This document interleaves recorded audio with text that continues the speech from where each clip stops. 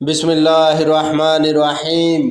السلام علیکم ورحمۃ اللہ وبرکاتہ۔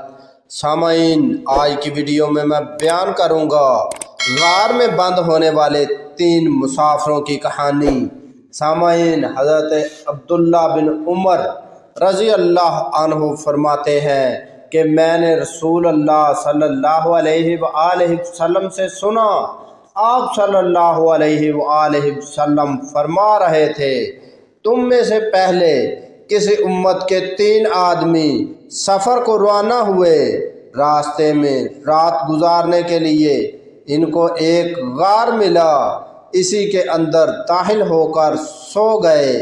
اتفاق سے پہاڑ کی ایک چٹان پھسلی اور غار کے منہ پر آ گئی اور باہر نکلنے کا راستہ بالکل بند کر دیا۔ صبح کو بیدار ہو کر جب انہوں نے اس خوفناک مصیبت کو دیکھا، انہوں نے آپس میں کہا، اس چٹان کی آفت سے تم کو اس کے اوپر کوئی چیز نجات نہیں دے سکتی کہ تم سب اپنی اپنی زندگی کے سب سے زیادہ اچھے اور نیک عمل کا واسطہ دے کر اللہ تعالیٰ سے دعا کرو، وہی اس کو ہٹا سکتا ہے۔ سامعین، ان میں سے ایک نے کہا، اے اللہ، تو جانتا ہے کہ میرے بہت بوڑھے عمر رسیدہ ماں باپ تھے اور میں روزانہ ان سے پہلے اپنے کسی بھی بچے، لونڈی، غلام کو شام کا دودھ پینے کے لیے نہیں دیا کرتا تھا، پہلے ماں باپ کو پلاتا اور پھر اوروں کو۔ اتفاق سے ایک دن میں چارہ کی تلاش میں ریوڑ کو ساتھ لیے بہت دور نکل گیا اور اتنی رات گئے گھر واپس آیا کہ وہ انتظار کرتے کرتے بھوکے سو گئے۔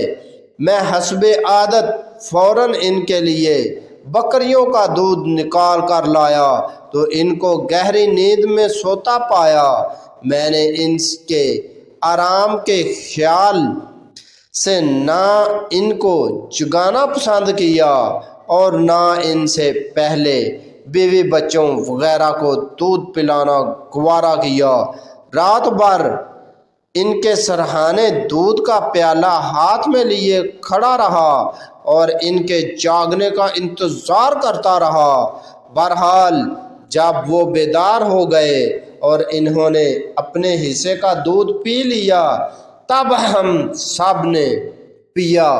اللہ، اگر میں نے ماں باپ کا یہ احترام اور خدمت تیری رضا کے لیے کی ہو تو میرے اس نیک عمل کے طفیل تو ہم سب سے اس چٹان کی مصیبت کو جس میں ہم گرفتار ہیں دور کر دے۔ اس کی دعا کے بعد چٹان تھوڑی سی ہٹ گئی مگر اس سے وہ نکل نہیں سکتے تھے۔ سامعین، دوسرے آدمی نے کہا، یا اللہ، تو جانتا ہے کہ میرے چچا کی ایک لڑکی تھی جو میرے سب سے زیادہ محبوب تھی، میں نے اس کو اپنی ہوش کا شکار بنانے کے لیے اس پر کافی ٹورے ڈالے مگر اس نے صاف انکار کر دیا، یہاں تک کہ اتفاق سے وہ ماں اپنے خاندان کے شدید ترین قحط میں مبتلا ہو گئی۔ فقر و افلاس سے مجبور ہو کر وہ میرے پاس مدد مانگنے آئی تو میں نے اس کو 120 دینار سونے کے سکے اور سکے اس شرط پر دینا منظور کیے کہ وہ مجھے تنہائی میں اپنے نفس پر قدرت دے دے۔ وہ مجبوراً اس پر آمادہ ہو گئی، یہاں تک کہ میں جب اس کی دونوں ٹانگوں کے درمیان بیٹھ گیا تو اس نے بڑی عاجزی سے کہا، ارے خدا کے بندے، اللہ سے ڈر، بغیر حق کے مہر کو مت توڑ، اس امانت کو ہاتھ نہ لگا، الہی صرف تیرا واسطہ دینے اور تیرے خوف کی وجہ سے میں نے فوراً ہٹ گیا، حالانکہ مجھے اس سے بے انتہا محبت تھی اور وہ اپنے نفس کو میرے سپرد کر چکی تھی، اور میں جو چاہتا اس کے ساتھ کر سکتا تھا، اور وہ سونے کے سکے بھی جو میں نے اس کو دیے تھے اس کے پاس چھوڑ دیے۔ یا اللہ، اگر میں نے یہ کام صرف تیری رضا کے لیے کیا ہو تو اس مصیبت کو جس میں ہم گرفتار ہیں دور کر دے۔ اس دعا کے بعد چٹان اور تھوڑی سی ہٹ گئی، مگر پھر بھی وہ غار سے نکل نہیں سکتے تھے۔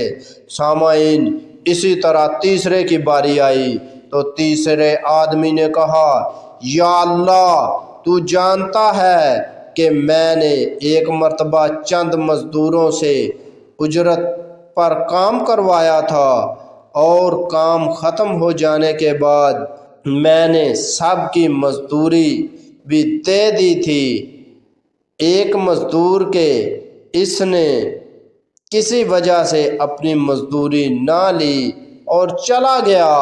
میں نے اس کی مزدوری کی رقم کو کاروبار میں لگا دیا، یہاں تک کہ وہ رقم بڑھتے بڑھتے بہت زیادہ مال بن گئی۔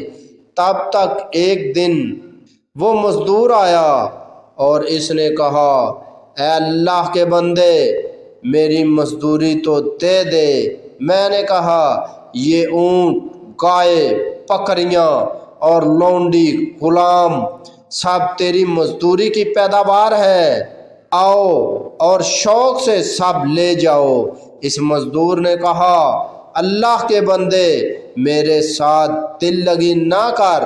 میں نے کہا، میں تیرے ساتھ مطلب دل لگی نہیں کر رہا، در حقیقت یہ سب چیزیں تیری مزدوری کی پیداوار ہیں اور تیری ہیں۔